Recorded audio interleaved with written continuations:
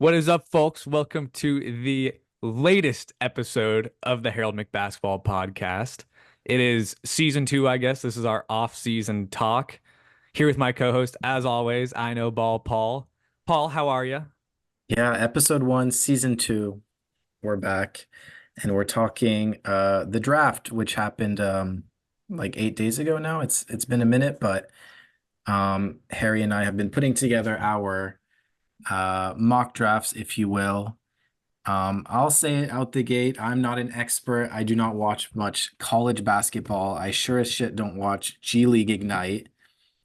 I'm not Yeah. watching the international games, but Not watching Perth, not watching much of the Australian League. yeah. But as soon as the draft happens, then I start watching all those things. The highlights and the game recaps and trying to figure out, how I feel about the prospects. Today was the first day of G League. We got to, get a sneak peek of a couple prospects like Knecht, I think played the first game. We saw Bronny, both of them were horrible. Yeah, yeah. Despicable showing from the Lakers. Not sure if there are a whole lot of takeaways from that game as of now. But I'm still holding my Dalton Connect stock after this. We'll talk more about him a bit later. We will. I think that might be a point of controversy. And then I think Ware played in that second game, and I think he did okay. And I'm not sure who's playing right now, but I think there is a summer league. But anyway, I think we're just going to go through the actual draft order and then kind of say where we had each prospect. We've texted a little. I've kind of said, hey, this is my top five right now, but it's changed so much, Harry. I think if anything, I was just kind of throwing you for a loop because I mine has appreciate it. shifted so much. I always love talking ball, so always welcome to throw ideas my way. Then we can just kind of go back and forth on text. But I think it's a lot better to do it in the podcast setting. That way you all get in on these conversations we're having. So, but yeah, without further ado, let's start 1-1. This has obviously been a very controversial pick, although a lot of people had Zachary Risacher. I think you're the French expert. Is that how I say it? That sounds right. I think Risacher. Risacher. Yep. So he went 1-1, of course, the Atlanta Hawks. Projects as this potential 3 and D wing. As of now, it doesn't seem like he has a ton of on-ball skill, so you're not really expecting him to be a point forward, more of an off-ball guy, which could be a good fit next to Trey Young. But I don't know. It's an interesting pick. I don't know if I love it. I don't think I would have taken him 1-1. I think I probably would have taken him more like, I don't know, around the fifth overall pick. But where do you have him? I would have picked him first. Interesting. A little French bias there, maybe. Potentially a little French bias, but I think I might clear those allegations later on in the draft. Um, yeah, I don't know. Risacher, he's a guy that moved a lot on my draft board. I think in most drafts, certainly last year, but I think even in the past 5 years, I wouldn't have put him number one, maybe not top three. But in this draft, I think he's a great prospect and he's proven worthy of my number one pick. Yeah, Um, something that Bill Simmons has always said that I think makes a lot of sense for this draft is he's like essentially like pretend like picks 1 through 5 are gone, and the draft essentially starts like the sixth overall pick. Like you don't have like your standard 1 through 5 talent where they feel like they're gonna be like bona fide all-star caliber players. So kind of like keep that in mind as you go into it. And I think that was a good way to put it. Um, I liked Risa Shea a lot more at the start of the year when he was shooting like 45% from three or something. That did like fall off in a pretty big way towards the end of the season. And it does just like leave me with some question marks about like what his like big skills are actually going to be in the league because he doesn't really project to be an on-ball player. Doesn't really seem like a great passer. The shooting seems questionable. I think it's probably good. It's probably better than it was towards the end of the year. But for it to justify this pick, it's gonna have to be really good. And everyone loves to throw around the idea of him being like a 3 and D player, but I'm not so sure that he actually is gonna be this elite defender. So if you're drafting him for his shooting alone, I'm not even sure if he's the best small forward shooting prospect in this draft, and definitely not the best shooting prospect. Definitely not the best shooting prospect. But to me, I think it's an eye test thing, first of all, but also I think the numbers are decent enough. Um, some of my notes here, he played in a very competitive league on a good team. He played in the French league as an 18-year-old. He's like 19 and I think a couple months now. But let's see, 10 points in 22 minutes, 35% three-point shooting. As much as it doesn't stand out, that's like relatively decent. And then in the Euro Cup, which is kind of like the tournament with a lot of the other teams, it's like the one under the Euro League. It's not as good, but it's kind of like there's still some competitive teams. He was incredible. 13 points in 24 minutes, 56% three-point shooting on like 3.5 attempts. And that's like 20 points per 36. And the eye test to me, he looks awesome. Like he moves in transition, he grabs the rebound coast to coast. The shooting form is quick. I know you're more the shooting form expert, but to me it's a very nice form. I agree. Um, I think the shot looks good. Like there are no concerns there that you know that this is luck and his mechanics aren't right. Like the mechanics are definitely right. He does project to be a good shooter. and the free throw shooting's a bit concerning because usually with the good shooters that you kind of see the pairing of good free throw shooting and the good 3-point shooting. Right. But ultimately, I think the Franz comparisons, I think he looks a lot like Franz Wagner, the way he plays, the way he brings it up, but he's, I think, faster and more fluid. I don't think he's necessarily as skilled as Franz, and that's kind of a high ceiling, but I definitely see the potential. I think he's like 6'9", 6'10", athletic as hell. And again, playing in that league at that age, for I think a team that was top three, top four in the French league, he's playing against full-grown adults. Super impressive, and I'm relatively comfortable with him as my number one. Yeah. Yeah.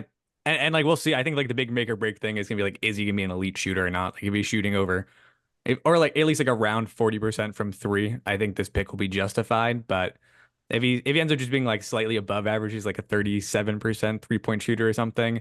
I don't think there's enough to his game to kind of justify the pick if the shooting's not quite there. So we'll see. I don't know. I can't stop like I don't know. Every time I look at him, I feel like he just projects to be a really good role player. And I feel like there might be better value that can be found in this draft, although it does feel slightly bereft of talent. But the Hawks are also in an interesting position where like there are some guys that I thought would have been awesome for. Other teams would have been a great 1-1 pick, but not all of them would have made sense for a team like the Hawks that already have Trae Young, already have a bunch of big men.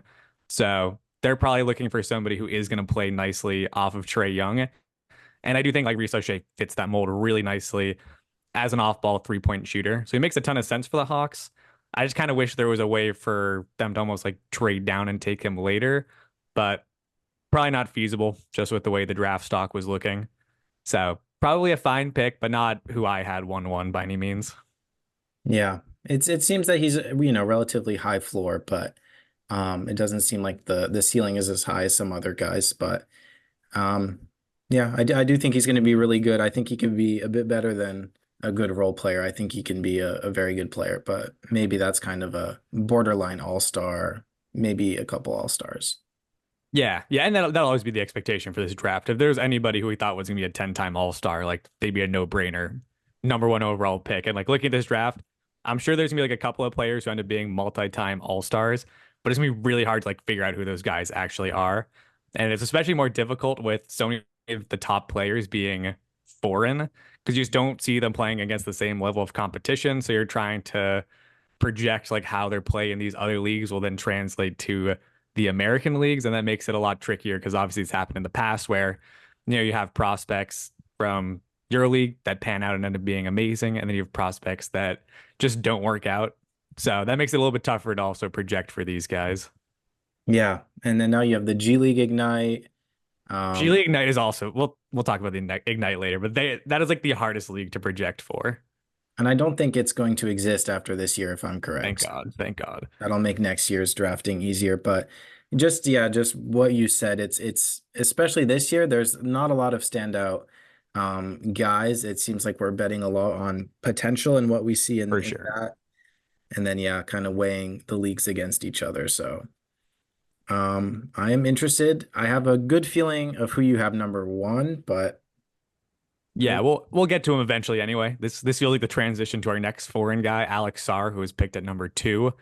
Super interesting one. This is one where I bounced around a lot, where, initially I saw his highlights against the Ignite, and I was like, wow, I see the vision here. It feels like he's got potential to be a really versatile defender. and also has a lot of offensive upside, although it's pretty raw right now and is definitely a bit of a project. So at first I had him pretty high. I ended up bumping him down a little bit, just because there is another big man I'm a little more bullish on in this draft that I think I'd rather have. Obviously that's Clingan. I think Klingan's awesome. We'll talk about him a little bit later. But I think I would have rather have taken him because it feels like the defense is guaranteed with him. Like it feels like you're getting a player who's always going to be in defensive player of the year discussions, once his career really takes off. And Sarr's a little more of a gamble, especially he's bounced around to a bunch of different leagues and they're not all like super competitive. Like apparently Perth is like not a very competitive team to be playing on. And he wasn't even like super impressive statistically on that team. So there are a couple of question marks when it comes to Sarr. So I think I would have preferred Klingan, who feels like a little bit more of a guarantee with what you're getting. I agree with that. And I think that yeah, he didn't play much even for Perth. I like he averaged under 20 minutes and Super probably weird. averaged, yeah, 9 points, and he had some nice highlights, but it is interesting because I feel like there's not a lot of his resume is not that impressive, and he balled out as you said in that game against the Ignite, and he looked great. That like did wonders for his stock. Like that pulled him up from like being like I think around like 15 on a lot of people's draft boards, like to top 5. Like that was huge for his draft stock and just took off from there. But like the rest of his games are not like super impressive. And as like the initial like easy comparison was Jaren Jackson Jr. being like, wow, this guy could be like a lockdown defender and also be able to shoot the 3 ball on the other end. But although the jump shot looks okay, it's still pretty raw, and I could see it just not translating. And if the 3-point shot isn't there for this guy, you're not getting like a ton. Like he might just end up being like another rotational centerpiece. Yeah. And I think what is selling a lot of people is that he's 7 foot, 7'1", I think even. We see the defensive abilities, and it's particularly on the perimeter. His mobility and fluidity for a dude that size is kind of insane. Like rim protection is kind of questionable. Obviously he pads the stats with blocks, but it'll be interesting to see how he manages against stronger guys. But he's totally able to move on the perimeter with some of the smaller, shiftier guys. And that's not obviously something we see a lot for guys his size. But like I said, the resume and the counting stats don't, I think, favor his argument as a number 2 pick. I agree. And I still like him as a prospect because I do think the defensive upside is very much there, especially with the switchability. They're like certain teams I would have loved to have seen him on. The Wizards are not one of them. Don't really want to see anybody play for the Wizards. Don't really ever want to watch the Wizards. But if he had gone to a team like the Spurs, I would have loved that. That would have been like super interesting to see him and Wemby out there because they're both just like super lean, long, very switchable, and the defense would have been pretty interesting there. But yeah, the number 2 pick just feels like a little bit high because I'm not sure the offense will ever get there. It seems that Sarr kind of sees himself more as a forward than as a 5. That is also true. I think he made that, or his camp made that clear, which is already, I feel like, also kind of a red flag that you're like saying, hey, I don't want to play for this franchise. I only see myself as this position. Yeah, and what's the issue? Like, are you worried like you're not gonna get minutes if the Hawks take you? Like, are you already worried that there are people on the Hawks who are better than you? Like, I don't know. I don't know. It feels like you should be a little more confident in your abilities, but I also think that's like a talking line that's a little overblown because like I don't know. It's like this isn't like the strongest draft ever, and like if you feel like you're gonna be better off on a certain team, I don't think it's the worst thing ever to kind of push for that a little bit. Yeah, so it'll be interesting to see if he starts alongside Val. Either way, I think the Wizards are in for Super a interesting signing. The Val signing was so random. Like that came out of yeah. nowhere. But yeah, I guess the starting lineup would be I think they're losing Jones, so I don't know who their starting point guard is going to be. I think they still have Jones. I think they lost Abdia. Yeah, they did trade Abdia, who we can talk about later or in another pod. I don't know. I thought I heard that they were going to like potentially trade Jones, but we'll assume it's still Jones for now. So it'd be like Jones, Poole, Kuzma, Sarr, Valanciunas. I guess that's the lineup. So I don't know. They're going to suck, but at least they've got one more prospect. I'm going to watch just to see him because I am intrigued to see how he works out. Him and Risacher, I will watch a lot of at the start of the year to kind of see how these takes age because this has definitely been the most difficult draft to try to project. Yeah, and I think Risacher, like I said, higher floor, maybe lower ceiling than Sarr, but I think Sarr's floor is much, much lower. For sure. For sure. He could That's totally He could totally just be like James Wiseman. Like that, like that's the floor. Yeah. Yeah. James Wiseman, no, we won't get into it, but where did he sign recently? Pacers and Pacers, and then he went to God, he did sign with a new team. Was it Utah? no, I think he's on the Pacers now. I think he Oh, sorry, you're right. It's Pacers. Sorry, they said Pistons at first. Yeah, yeah, Pacers. You're right. yeah. Weirdly, I still am holding on to a little bit of James Wiseman I'm stock. holding on. He's 22 or Not 23. selling. I'm not Not selling. selling. It's so cheap. I bought so many. Yeah, Um, exactly. The stock is so low, it's not going lower until he's just out of the league, which could happen. But I don't know. We can transition, I guess. So we're both a little bit lower on Sarr. do we want to say Third pick. where we Oh, had Sarr on our boards? yeah, why not? I had Sarr at 5, so not that much lower. I had him at 6. Yeah, like that feels fair. Like I feel like the 5-ish range is kind of where you transition from like known commodities into more project dart throw players. And it is different this draft because, as I mentioned, it kind of feels like the 1 through 5 picks that are usually there aren't there this year. So you can justify taking these project players a little bit higher, but I would have just rather taken Klingan. I totally agree. It's worth mentioning he's like only 19. So he's a year younger than a lot of the freshmen, but I think everything we still said stands. But throwing that out there, the Yeah. international guys are a little bit younger on average. Yep. Fair. Okay. Third pick, Reed Sheppard. This is where I get excited. I love Reed Sheppard. Yeah. I'm spoiling my pick already. Reed Sheppard would have been my 1-1. I think he's awesome. I just think he has everything that you want when you're looking for a quality NBA player. And there's a lot of mystery in this draft. And with him, I just know I'm getting an elite 3-point shooter. And I feel like 3-point shooting has never been more important. Well, definitely has never been more important than right now. So in a draft that feels like it's a little weaker in talent, just give me that guy. Give me that guy who's going to be an elite 3-point shooter, scrappy on defense. He's a little undersized, so like, he will get picked on sometimes, but he's smart. He knows how to work passing lanes. He's a great connector on offense, and the shooting stroke is immaculate. Like one of the best shooting strokes I've ever seen. 52% from 3 in college is absolutely absurd. Give me that guy. I love him. And I'm very excited that the Rockets took him. I think he's a perfect pick for them. Just going to be great for that bench unit. Feels like the perfect guy to essentially take Fred VanVleet's spot when he eventually moves on or they decide to use that cap space for their younger guys. But inevitably, I feel like he's going to be a perfect and seamless starting point guard for the Houston Rockets in a couple of years.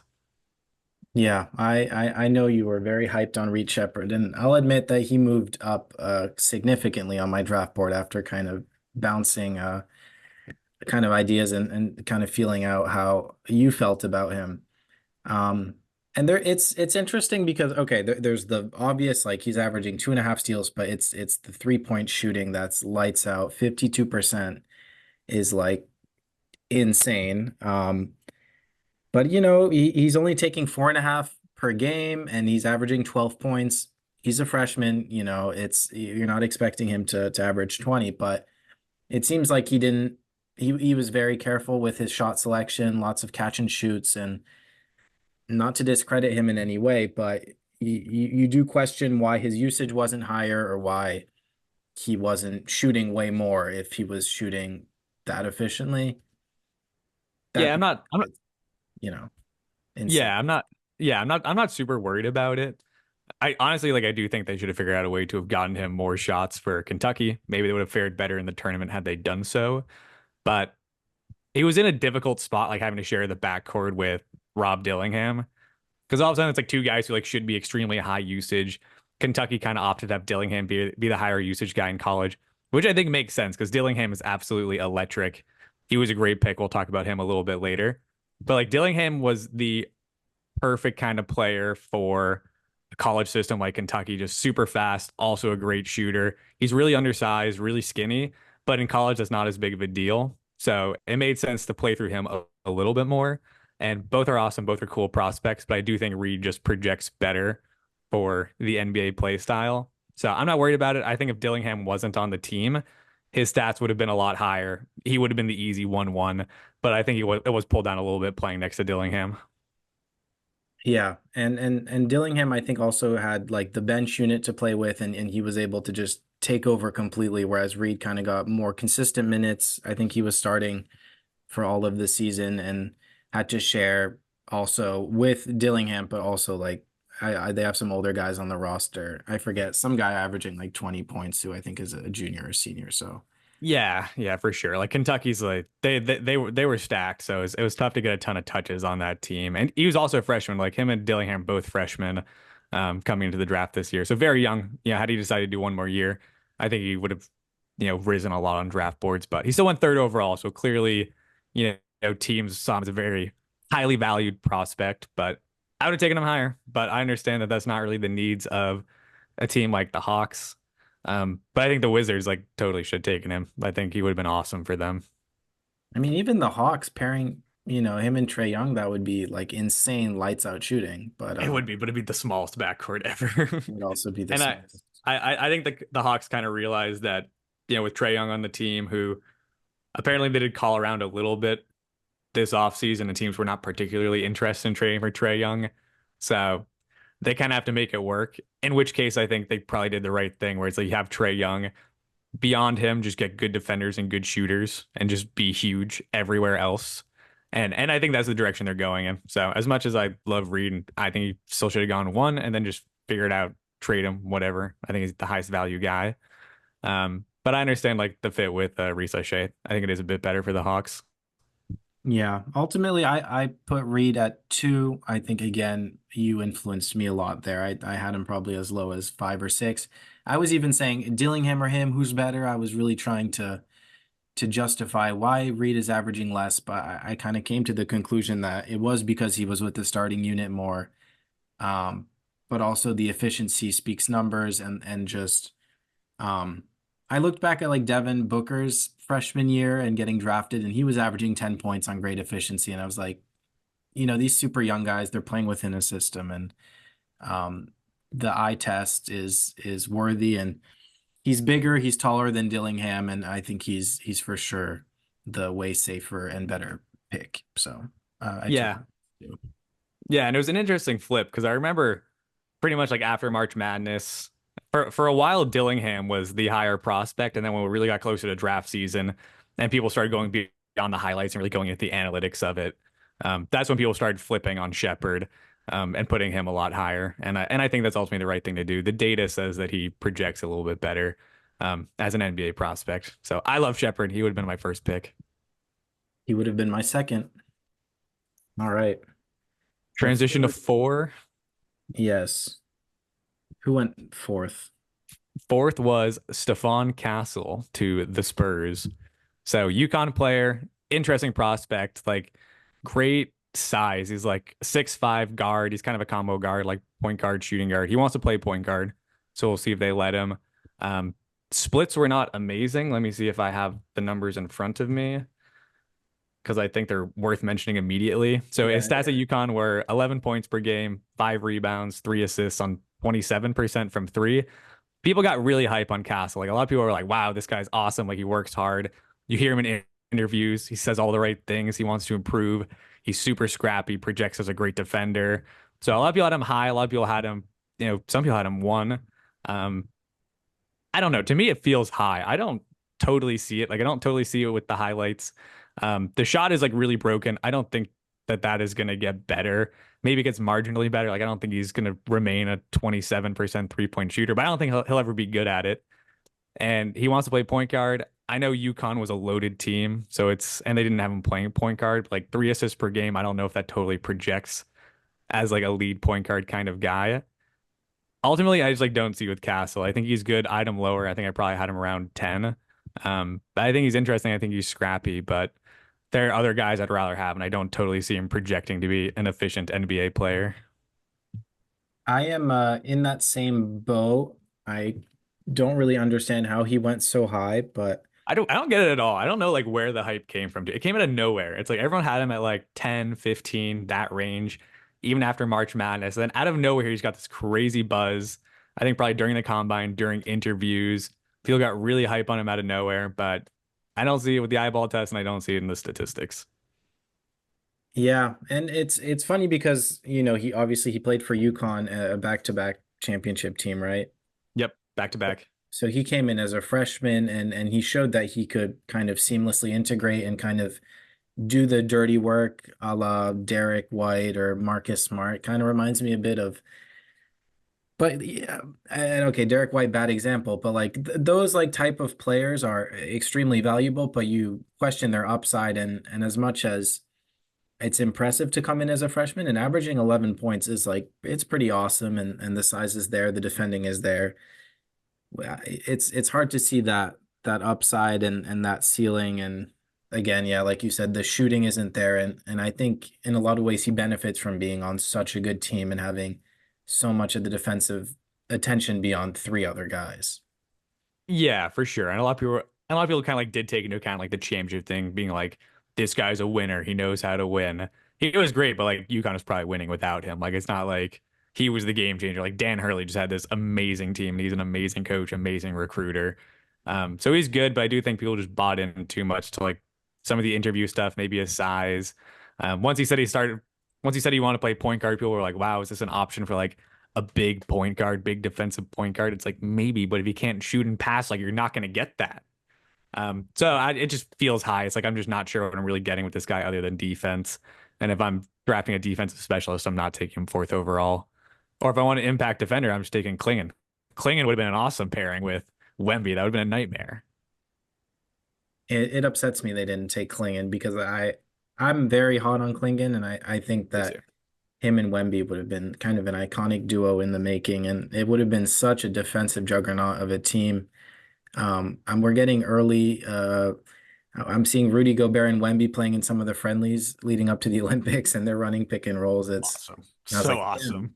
that could have been Klingan. And then you think back to like Duncan and Robinson, so maybe that influences a bit. I'm like, it'd be so cool if they had like a dominant front court pairing, but alas, they didn't. Fortunately, not the case. Unfortunately, not the case. And maybe it's fine because they get to run Wemby at center, and there's nothing wrong with that. He's absolutely dominant there. So we'll see how Castle improves after he joins the NBA. If it works out, it's awesome. Like if they get like a big defensive point guard to pair with Wemby, and then just like surround them with good shooting, that's the dream. That would be incredible. So we'll just have to see how he does. He does seem like a hard worker. You know, he seems like he's definitely going to try as hard as he possibly can to get to where he needs to be. And I think that's what people really like about him. But we'll see. It has to happen. The shooting has to get better.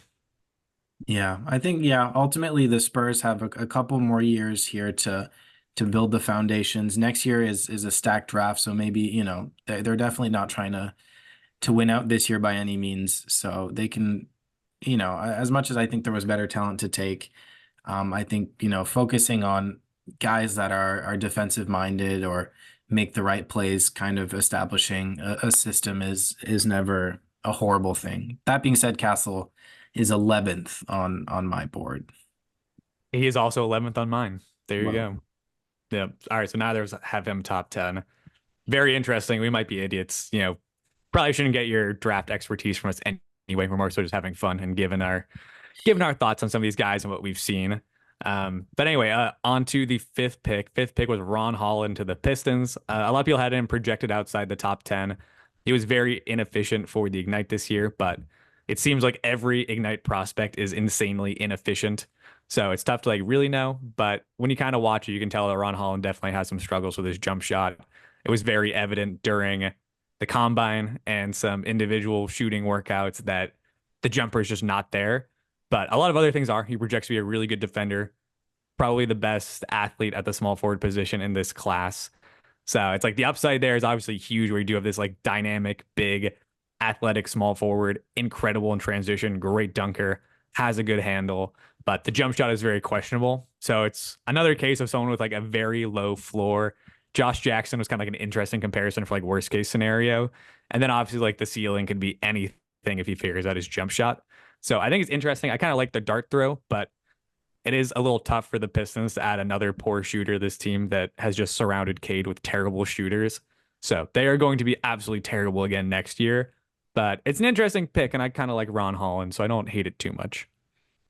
real quick, just to kind of hammer home the point of this draft being kind of an anomaly, like you had mentioned the Josh Jackson comparison, so I just went and looked at his like stats from freshman year, and like He was averaging 16 points as a freshman at Kansas, like 7 rebounds, 2 assists, sorry, 2 steals, a block, 3 assists. Like he would have gone number one in Damn. this Oh, draft. easily. He easily would Easily.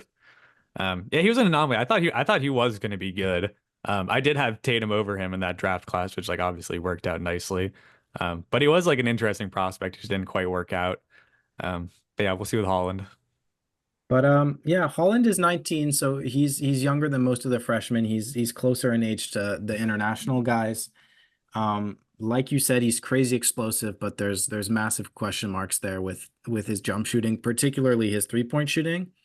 But it seems like he likes to take the deep twos and the occasional threes. His form looked okay to me. Like it's not gross. It's fine. Yeah, the release is a little bit low, but I think it's straight and I think it's workable. So I do think he could figure out the jump shot, which is why I don't hate this pick. Like if I thought there was no chance that it goes anywhere, I wouldn't like it as much, but I think he could potentially figure it out. And I believe he was the number one high school prospect in this class. So like this is a guy who kind of went into this year number one on most people's boards, dropped because of the inefficiency at the Ignite. But it's tough to know if he's like really this inefficient or if the Ignite team just doesn't run a real offense and it's just a bunch of people essentially like trying to get their own draft stock up by hucking as many shots as possible. I think that's what it is. I think it's why they're getting rid of it. I mean, obviously it's tough for them to compete with the NIL, but I think it's also that they just figured out the Ignite was not as good of a way to um it just wasn't a good way for players to progress in their careers. Like I think it's clear that playing overseas or playing in college is a better path to getting your draft stock up, improving as a player, all of that. Yeah, I think the Ignite were like 2-34 this year, and in years previous. Insane. Like they're just so bad. Yeah, so I'm glad they're getting rid of it. It makes it really tough to like judge guys like Holland and Buzelis. And something I think we mentioned before is like we saw the same thing with guys like Kaminga, Jalen Green, Scoot Henderson there, where the efficiency was never good. And you kind of look back now, and it's like you see Kaminga's really good, Jalen Green's really good, Scoot's not at the moment. But it does kind of show you that the inefficiency in the Ignite isn't necessarily indicative of how efficient they will be in the league. Yes. And I had kind of tried to do a little bit of research on his high school stats, and I kind of found out that he was playing more as a big man in high school. I couldn't find his 3-point shooting, which was annoying, but he averaged like 20 points, 54% all around shooting, 80% from the free throw line. And I think he kind of transitioned into more of a wing when he joined the Ignite. But like you said, he was, I think, the first or second top recruit in his class. And he became the top dog on Ignite. So I'm not overly concerned with the efficiency issues in Ignite because everyone on that roster had horrendous efficiency issues. It's just ISO ball, unfortunately. Yeah, always, always. And also like when I said, things are looking better for Jalen Green, like no doubt he has been incredibly inefficient in his career. That is looking up, and he does still appear to be an awesome prospect. As you guys know, I love Jalen Green. And we're also kind of at the point of the draft here at pick 5, where you kind of look down. There's not like a ton of guys left who I'm like dying to take over Holland. It's like this draft like does like fall off pretty quickly. As we've, mentioned before, it's not the deepest draft class ever, the most talented. So I think it's an okay pick here. We have, I think, 10 seconds left, so we're gonna part to it, but Oh, yes. let's do it. Damn, time flies. Yep. It does. Good. We're going. All right. Part 2. We've talked enough about Ron Holland and the Pistons. They're gonna be very bad again next year. Moving on to pick 6. Paul, if you wouldn't mind introing this pick, I have no idea how to say this guy's name. Nor do I really, but it's I think Salon or Salon. I guess revoke my French card. Tijan Salon. Tijan Solon. Okay. Oh, okay. As an American, I'm just gonna say Solon. Anyway, he went 6. He was not projected to go this high. A lot of people had him like 15 plus range. This was definitely a reach from the Hornets. They likely could have traded down and still got him, but I imagine they had some kind of info that told them that other teams were interested in taking him a little bit higher, which is why they would have taken him at 6. Again, a classic spot where I'm like, I can't believe like Klingan has not been drafted yet. I can't believe he fell to 7.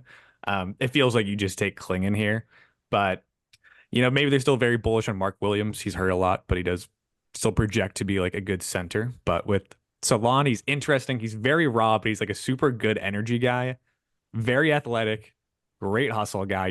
He's huge. Let me see if I can get his specs here. Um, I think let's he's see. 6'9", 6'10". Let's see. He is, yeah, he's 6'9", maybe 6'10 actually. I thought he was 6'10. This is saying 6'9". Anyway, he's huge, great hustle guy.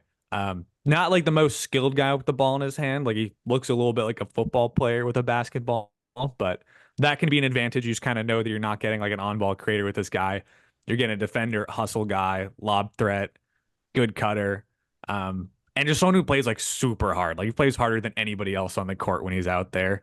So I do think he's gonna be a good player. It feels a little bit high to take him just because I think he does just project to be a really good defensive role player, awesome cutter, high energy guy, enforcer type player.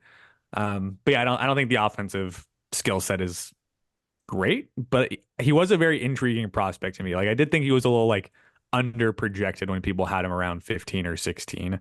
And the 3-point shot does look decent, I think, actually. So I think that potentially could come along. Yeah, he's a very willing shooter. He throws them up. Like, I mean, four Oh yeah. attempts isn't crazy, but it's something considering I think he's getting like just over 20 minutes on a good French league team. Very Uh, confident player. He does not lack any charisma, yeah, they are pull-up threes off the dribble. Not deep like threes, whatever. off the dribble, but yeah, not always the most advised, but converting 33% is not terrible, all things considering. Um, like you said, kind of a raw player averaging, I think, 9 or 10 points. So, nothing else really stands out on the stat sheet. I will say, like the defense doesn't really stand out. There's no rebounding. Um, I didn't go crazy in depth with him, but ultimately, I don't know. I'm kind of seeing a bust, and I think it might also be influenced by the facts that the Hornets picked him. I don't have any faith in their scouting, so I'm Yeah, not very that's hot on the Frenchman. yeah, that I think is fair. The Hornets definitely tend to go wrong with a lot of their picks. The front office has changed a little bit since Michael Jordan moved on, but yet to really see if this front office is going to be any better. But yeah, definitely an interesting pick. I think everything you're getting with him isn't really visible in the stat sheet. I think he's a big time. The stats don't tell the full story with this guy. Like I think he does hustle hard. I think he projects to be a very good defender. Not sure if he's quite there yet, but the size is real. The athleticism is real. And he's a bit of a bowling ball, which is cool, but 6 feels high. And honestly, like I haven't scouted this guy too much because he's young, French league. So we don't need to like belabor this pick too long. Definitely feels high, but I am intrigued by him. Like, he could be a bust, but I'm interested. I don't like immediately think he's an instant bust. Yeah, I think there is room there. Like we said, I did limited scouting. The motor came up. He's a willing cutter. He's a willing shooter. Some good signs there. It's always tough with these guys that play in the European leagues because it's great competition, but then their stats aren't great. So you're like, okay, if they were playing Division 1, would they be averaging 15 points? It's tough to say. I did see that he played in U21, U18, and he wasn't like a major standout there, which I think is a slight red flag. You would hope that he would kind of take over with younger talent. So that being said, he kind of fell outside of my top 15. I had him ranked 16th, but there's I see some upside there. I don't see him as a top 10 pick in my limited research. Yeah, I agree with that. Definitely not someone you're drafting for their offense. The Hornets are a team that needs a lot of everything, but it's like honestly, it's like they're probably just like higher ceiling players here. They should just gone for it. They're point in their rebuild. They're not gonna be good anyway. So I wish they had a slightly more I was gonna say ambitious. Maybe this is ambitious because he wasn't supposed to go that high. Like maybe they did just like nail this guy down as a diamond in the rough. We'll have to see. But I don't know. It feels like there are more sure things available to them, and they could really use anybody, any position at this point. So yeah, Klingan would have been nice. Even like Dillingham, I think would have been awesome for them, even though it might be a little bit of a little difficult with LaMelo there. But at this point, they just should be going best player available. But maybe that's what they thought it was. I don't know. Anyway, let's go to something more interesting, unless you have more thoughts on your fellow Frenchman. No, that's all there is there. Klingan finally at 7. He goes to Portland. What a pick. Hate that he went there because they've so many centers with Aiden, Rob Williams. I don't know how the rotation's going to work over there. But I love Klingan. I had him second overall. I think he essentially projects as a copy of Gobert, but maybe with slightly better coordination on offense.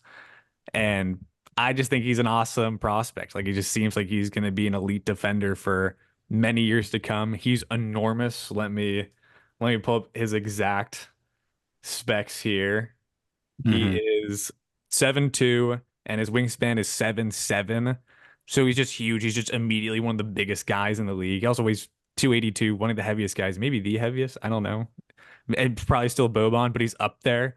Like he's huge, and although he's huge, like he does move very well. Like he's not like a transition threat, but like, you know, quick in the pick and roll, quick second jump. He's gonna get a lot of offensive rebounds, and he does seem, although like the shooting will never be there. Like he can't shoot free throws, definitely not gonna be able to shoot threes.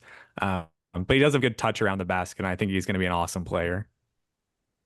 Yeah, I'm very hot on Klingon purely on the eye test. I think he moves super well. I think like you said, the big red flags are obvious. It's the shooting, it's the free throw shooting on top of that. And he doesn't have a super deep bag in the post, but he seems to have great IQ. He makes some great passes.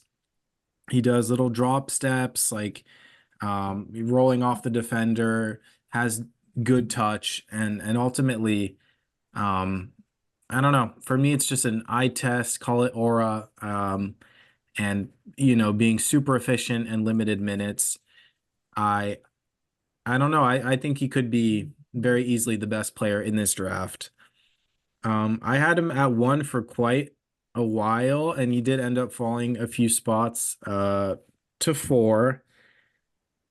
Um, I Wait, think who did you have at? Who did you have at 3 then? I had my boy Topic. Doof. All right, we'll talk about that later. I do like Topic. Topic is Um, awesome. yeah. Topic is very, very interesting. But anyway, yeah, back to Klingon. I agree. It's almost like, and I love the Rudy Gobert comparison, but if Rudy Gobert was just in this draft, like he would go 1-1. Like it doesn't matter that his offensive skill set is very limited. Like with the defensive impact this guy can have and the offensive rebounding, offense in the paint off those rebounds or lobs from pick and rolls, and the way just the pick and roll opens up the offense, that is so valuable. And if you think you can get that here, and it seems like a sure thing with Klingon, I'm just so surprised to see him fall this much. And I thought he's easily the better prospect over Sarr. Because I know what I'm getting. I know I'm getting a massive elite defender whose size alone is going to be unstoppable for so many teams here. Whereas Yeah. like so many guys taken above him, they just feel like a mystery box. And some of them, I'm not even sure if they've got one elite skill. And with this guy, I know he's got at least two elite skills in defense and rebounding. And the shot blocking is I think top tier. It's Oh yeah, Walker out of this Kessler, world. Rudy Gobert level. He finishes with both hands.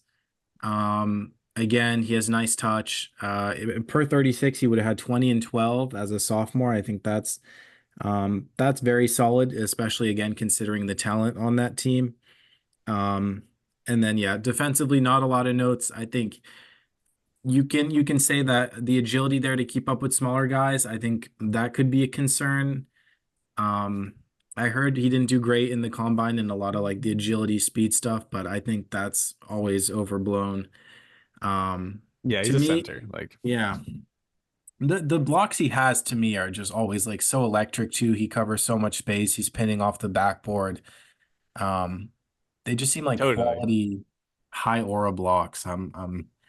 Yeah, I can't Yeah. overstate how much I like this kid.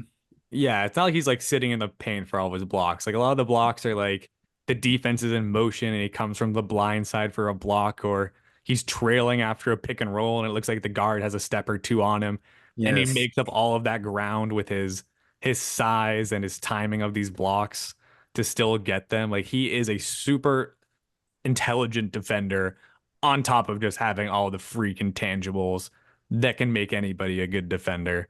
So he projects to be immediately elite on defense, and that's so valuable and far more valuable than the 7th overall pick. So great pick by the Blazers. Don't know how they're going to do it. I mean, I imagine they're still going to want to be bad next year, so they might just be like, whatever, we'll just roll out a two center lineup and maybe start Aiden and Klingan. Maybe there's a chance that someone gets hurt again.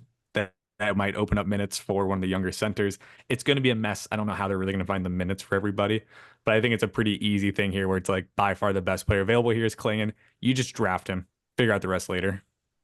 Agreed. Yeah, and the Blazers are in full rebuild tank mode, so they have a couple years to see what they have and who they want to get rid of.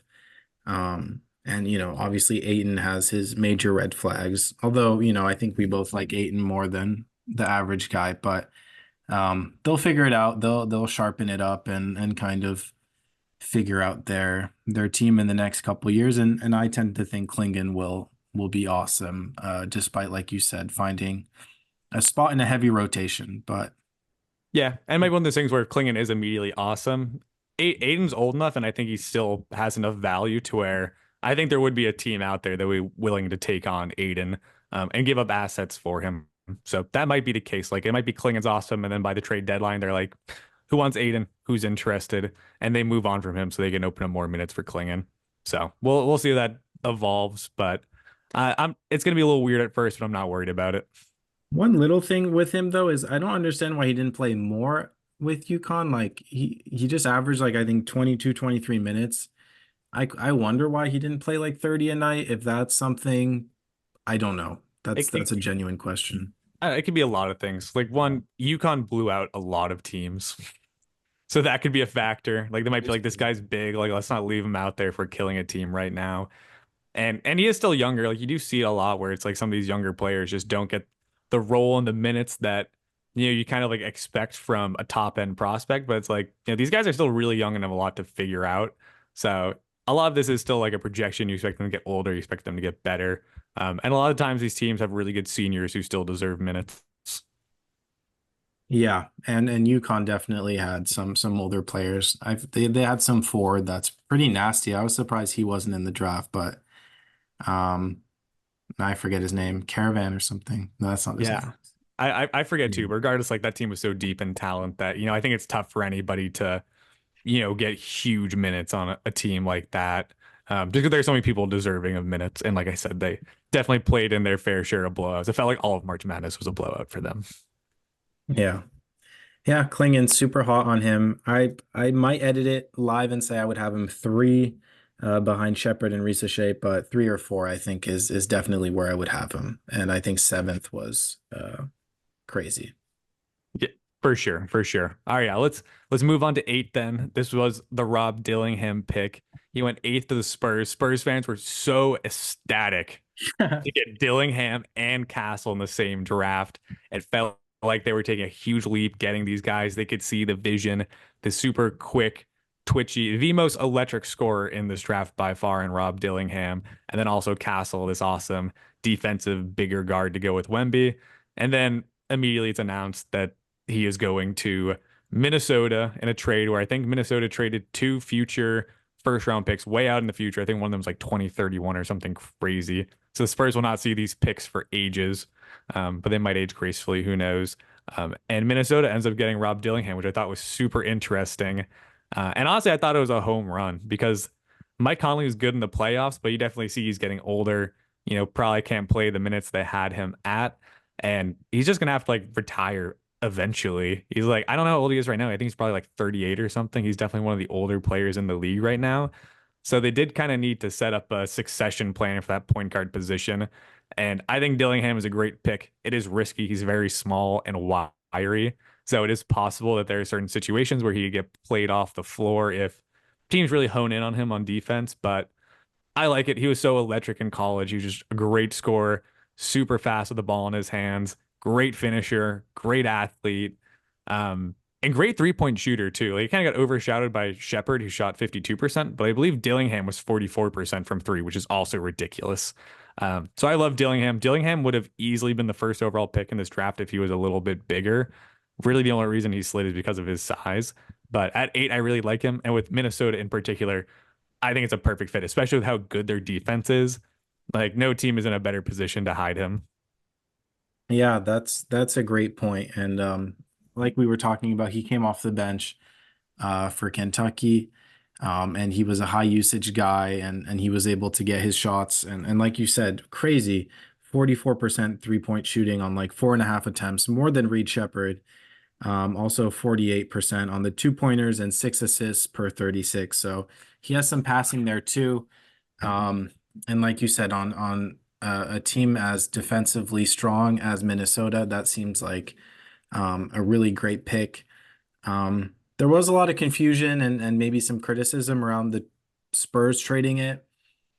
I think it's like that's fine. Like we said, this seventh, eighth pick in a lot of other drafts might be kind of an end of the lottery pick. I tend to think Dillingham is, worthy of where they took him in other drafts, but the Spurs are in that rebuilding mode. I think getting some picks far out in the future, we have no idea what the Wolves look like at that point. So who cares? Whatever. Good for the Wolves though. I think they found a great fit there, and made a great move on draft night. So Yeah, I heard some people speculating too that maybe the Spurs didn't want to get too good too quick.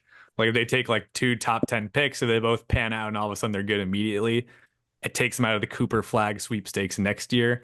There's a draft that people are very excited about. So maybe the Spurs kind of want to, push their picks a little more into the future, get back some assets, and have one more year to tank hard in a stronger draft class before um, immediately gearing up with Wemby. But we'll see how that works out. Honestly, I don't think they're going to be that bad next year. I think it's going to be hard for them to be as bad as they were again this year with Wemby. Like they're going to have to like try really hard to like restrict Wemby's minutes and make sure he misses games to like be in contention for like a top 3 pick.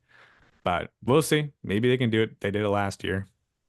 and yeah, I feel like the logic doesn't fully check out just with how the lottery system works. It's like you don't have to be that bad to still have a great chance at a great pick. So I don't know how the Spurs are really how much big brain 3D chess they're playing with that move. But Yeah. I think they saw they could get two unprotected picks in the future, and maybe they weren't sold on Rob Dillingham. So there you go.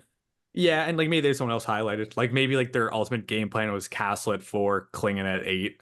And maybe they really wanted Klingan to fall to 8. And then when Klingan went there, like, we don't love any of the players left here. So let's just move the pick.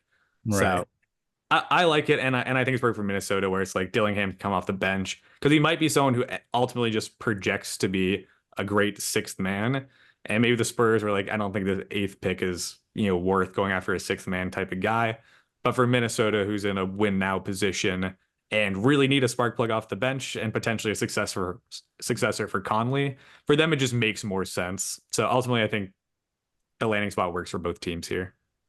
For sure. I found out he went to Donda Academy, which I thought was an interesting fun fact. So funny. Maybe that's where all the confidence comes from because he is a player who just has like insane irrational confidence and the swag. Like if we were doing an aura draft right now, I think Dillingham goes 1-1. There's actually no doubt in my mind that he'd be the first pick. Yeah, and that's crazy because yeah, I don't know. It makes you think I mean, that's a whole tangent, but the whole Donda Academy, I forgot it was even a thing, and I guess they were recruiting some good basketball players.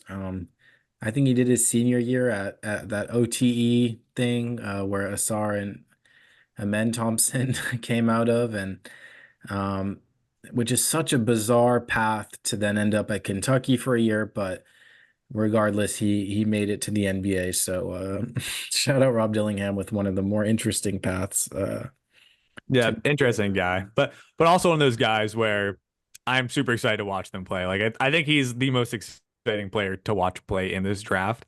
So I will definitely be tuning into some Minnesota games. Obviously to watch an amazing team, but I'm also very interested to see how he pans out because he could immediately be a really good off the bench scorer and really exciting, really fun to watch. yeah, I had him eighth on my draft board, which is where he ended up going. But I think I could move him up one or two spots, based on how our conversation is going. Like I Yeah. don't know, would I take him over Sarr? I don't know. I played around with him. I actually had him at 4 when I did this. It feels like a little bit high, but there were just like some guys that I was like kind of iffy on. But I feel kind of good about him like anywhere between that 4 to 8 stretch. I think like 4 through 10, like anywhere in there, I think would have played for him. Super fascinating player. I do understand the shortcomings with his size, but I don't know. He's just so exciting to watch that I think he'd be good anyway. Yeah, that's what it comes down to, his size and his weight. He's very undersized, but the talent, the raw talent is there. Like he is so incredibly quick, shifty, and then he proved that he could be efficient. So I think he's definitely worthy. Yeah, I think so too. All right, well, we have another really interesting pick next at 9. This is where the Grizzlies take Zach Edey, who went a little bit higher than projected. He was projected like a second round pick halfway through the season. People were like, the classic, this is a guy who's, big plotting center, never going to translate to the NBA game.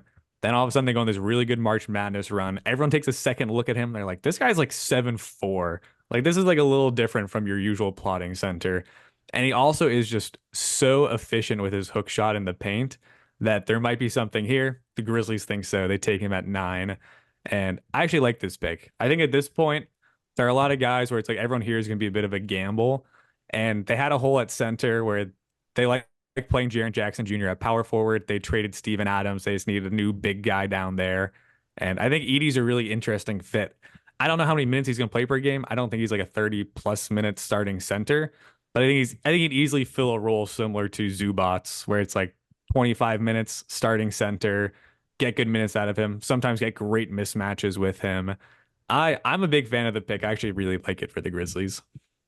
Yeah, I think, like you said, he's a great fit for Memphis, and yeah, I think he proved a lot in that senior season.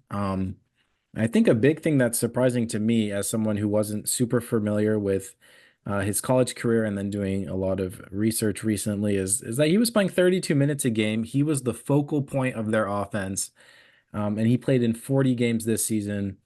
Playing a ton of games throughout his collegiate career, high minutes in the junior and senior year. It's like this guy clearly has what's the word, stamina, or he's playing a lot of games. He's super high usage.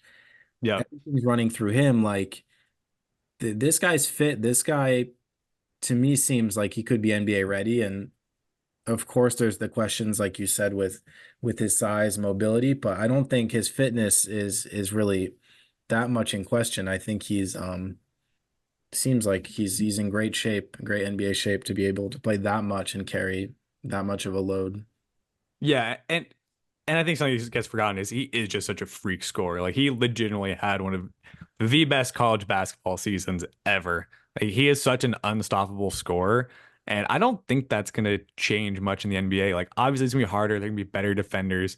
He's not going to be able to dominate the way he did in college. But I think there's still going to be nights where he puts up some big numbers. Like when he gets the right matchup, if the Grizzlies just feed him down low, he's going to be able to do some serious damage.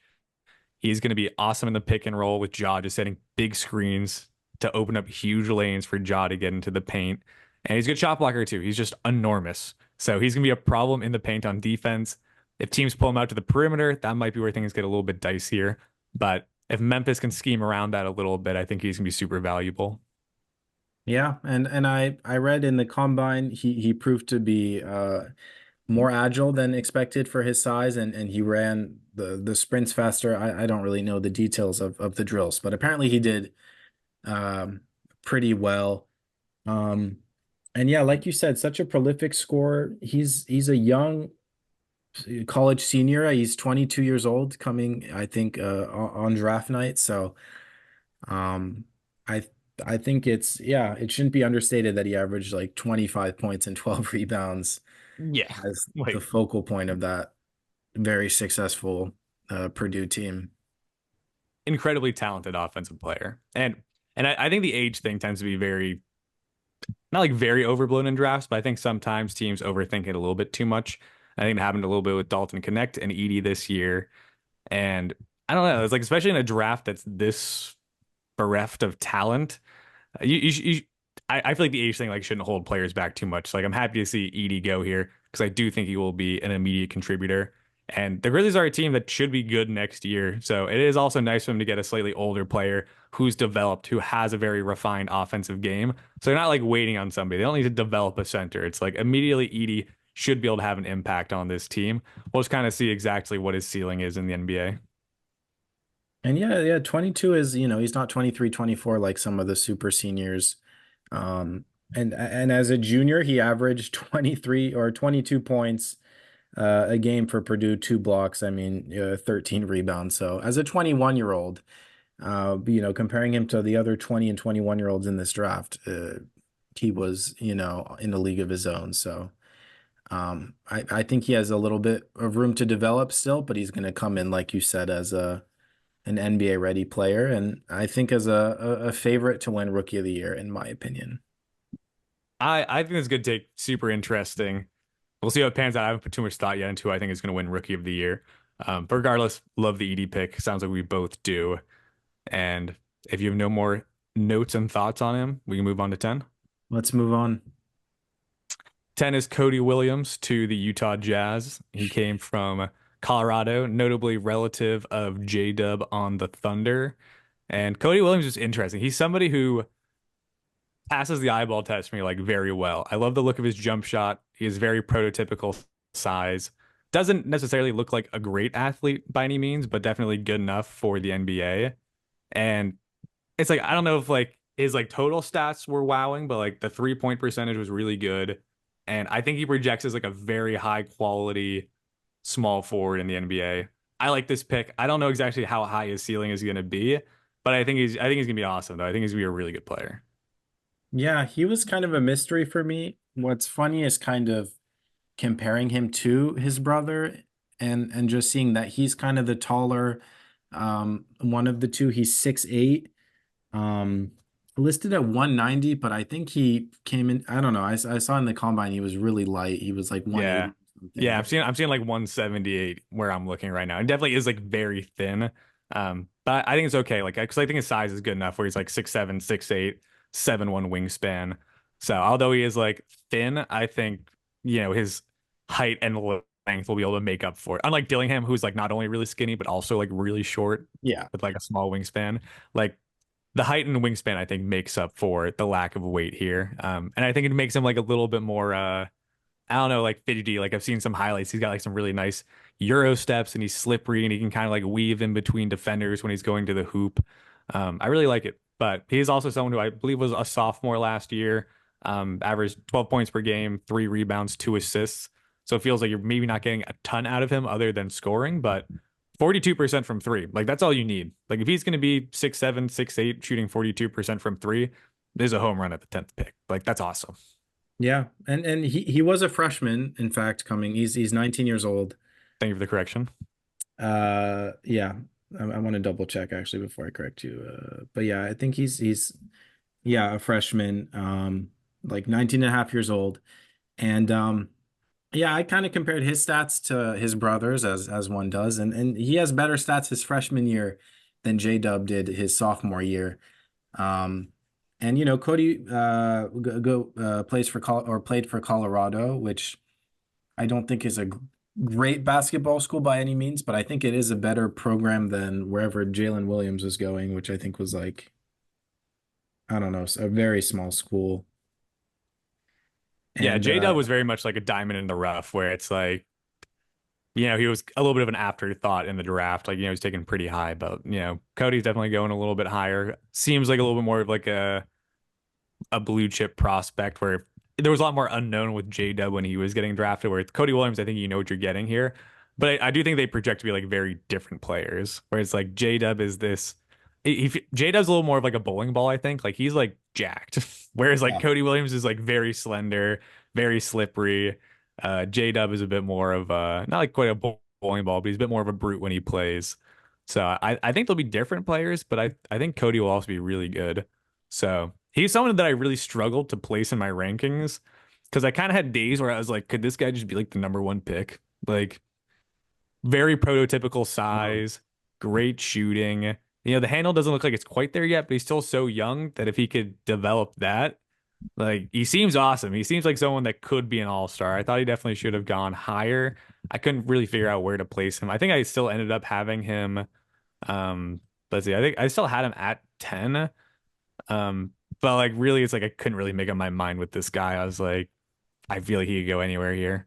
So I'm very intrigued to like see him play because I don't really know what to expect.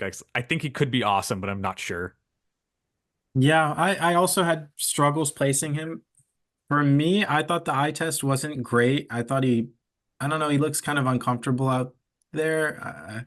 I don't know what it was. I didn't look at a ton of tape, but in my opinion, like J-Dub looks so explosive, like you said, more versatile. And despite Cody having the better numbers, to me, it feels like he's not necessarily on track to be as good as his brother, but J-Dub's an excellent player, so that's not saying that much. His stock, I think, was boosted just by being related to J-Dub for me. Um, That matters. That matters. That means they're playing against each other, all growing up, probably with similar training programs. Yeah, Cody's interesting. Definitely on the eyeball test, like the big thing is like when I watch him, it's like he looks slippery. The jump shot looks awesome, but it is true that the handle doesn't really jump out at me. Like it doesn't really seem like he's going to be immediately a great ball handler, primary attacker on offense. But I don't know. Looking at his build, I feel like the slim guys can like, I don't know. I feel like they just end up being better ball handlers. So I feel like he's going to figure it out. And that's kind of the big thing. If he can figure out the ball handling and become a point of attack guy on offense, I think he'd be really good. If not, I could see him just kind of projecting into being a player kind of like Cam Johnson, which would also be awesome. Just being like a huge 3-point shooter, versatile defender. That would be great. So it's like, I feel like taking him at 10, like your expectation is this is going to be like a really good shooter, solid defender. That's exactly what you want here. Anything else here is a bonus. And it does feel like he has that upside. So I like it. I think he's an awesome pick. yeah, I don't hate him at 10th overall. He was a bit lower on my draft boards. The shooting efficiency is awesome. Obviously, pretty low attempts. Um, you That's, know, that is also kind of like the story of college ball, though. Like you don't see anyone taking attempts at the same level that they do in the NBA. Like very rarely do you see like a shooter taking like 8, 10 3-pointers a game. Like it tends to be like 4 or 5 a game, lower volume, maybe like three, but if they're a quality shooter. he's at 1.7 in 28 and a half minutes. So he's putting over just over one a game, which again, he's a freshman, blah blah blah. He shot it well, good for him. But I don't think that necessarily means he's going to come into the league and be like a great shooter. I don't think I don't know. And weirdly, that whole Colorado team shot like really efficiently, suspiciously efficiently for how not great of a team they were. So I don't know. I'm not good prospect, good at 10, but I don't know. I still have my reservations, and I think J Dub will remain the superior brother. Yeah, we'll see. And I like, yeah, Jado will definitely remain that way. This might be a good transition to 11, which is Bulls taking Buzelis. Because like as much as I did like the Cody WIlliams pick, like I thought Buzelis fell a ton in this draft. I thought he was a super interesting prospect and one of the better small forward prospects here. Probably would take him over Cody. Probably would have taken over a lot of these guys. Like where did I have him? See, I had him at 6. Um, Wow. only be, only behind Risacher for small forwards. I just think he's a super interesting prospect where it's like he looks really athletic. He's smart on offense. This is a guy who I would love to comp to like a Franz Wagner. And maybe this is like your classic white guy comparison, but it's like I think he looks awesome out there. He looks comfortable. The jump shot looks good. The efficiency was not good last year. But I think you mentioned recently like the efficiency was a lot better when he was in high school. And as we've alluded to, the efficiency is always terrible for the Ignite. So I'd kind of be willing to bet that the efficiency is going to be better in the league. And if he shoots well, I think he's just going to be an awesome player to have. Yeah, I saw he shot, I think, 42% from three in high school. Um, that's like a huge asterisk. I think he did go to like some sort of academy. It was a good team, blah blah blah. But all to say he was much more efficient in high school. Um, we saw the efficiency struggles with the Ignite. We have to emphasize how weird and shitty of a team that is because Such a shit show. it's not only young players. They have some like 30-year-old G League players mixed in there. But at the same time, the point of the team, the ethos is to like develop their like 18, 19-year-olds. And it ends up just being such a every man for themselves, I think, kind of offense. And Buzelis showed that he was like a decent, I think, second or third option on that team. And um I don't have the stats in front of me, but he ended up. I have them in front of me right now. So he was averaging 14 points per game, 7 rebounds, 2 blocks per game, 27% from three. So like not very good. But like we said, like the team was very inefficient. He was also playing like next to Ron Holland, who's like insanely inefficient. So I imagine there was like a lot of pressure on him every time he got the ball to try to make a play, force up a shot. Because otherwise, like Holland is like throwing something up if he ever passes it. So there's a lot of pressure to get a bucket when you have it on the Ignite. So I think that just messes with everybody's efficiency. And it would have been interesting to see how he would have fared on an actual college team, maybe playing without Holland on there. But he passes the eyeball test. Like he looks awesome. He's a great athlete too. He's huge, 6'9", 6'10" wingspan. So he feels like this awesome potential point forward kind of guy because he's also a great connector. Not like not he's not gonna be like your primary ball handler, like primary distributor, but awesome secondary distributor and guy who's gonna keep the ball moving on offense. So I really like him. I'm really interested to see how he does. I think Chicago is a great place for him, and he's also from Chicago. Confuses a lot of people because he sounds very foreign, and he didn't go to like a well-known college. So I think it's like easy to kind of like think he's like a foreign prospect. But like, nope, he's from Chicago. He's playing in Chicago now. I think that's really great. And it's a good start to their rebuild as they, finally start to see the writing on the wall and realize that they need to, move off some of their older guys and give up, even though it's becoming challenging for them to move their contracts because they're so bad. Yeah, yeah, well said.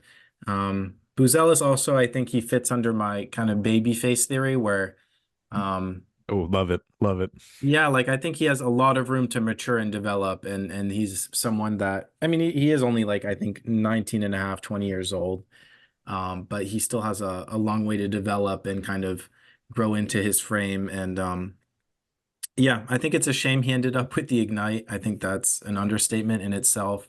Like looking at his highlights, he's doing step backs and up and unders, and then you get him on a cut doing an insane dunk, and you're like, he was just doing the wrong stuff. I mean, maybe that's decent in some way that he was able to experiment out there, but I think he would have done so much better in a more organized system, utilizing his skills on both ends because he also averaged 2 blocks and showed that he was a really good defender with good shot blocking instincts, kind of a lot of times helping out on the guy driving and coming in out of nowhere and kind of getting his hand on there.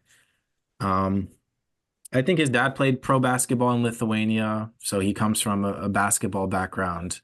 And we know those Eastern Europeans, those ex-Soviet countries are ballers. They have That is basketball true. in their blood. So Yeah. I also like Buzelis, despite how raw he is and his struggles there, obviously, for the Ignite.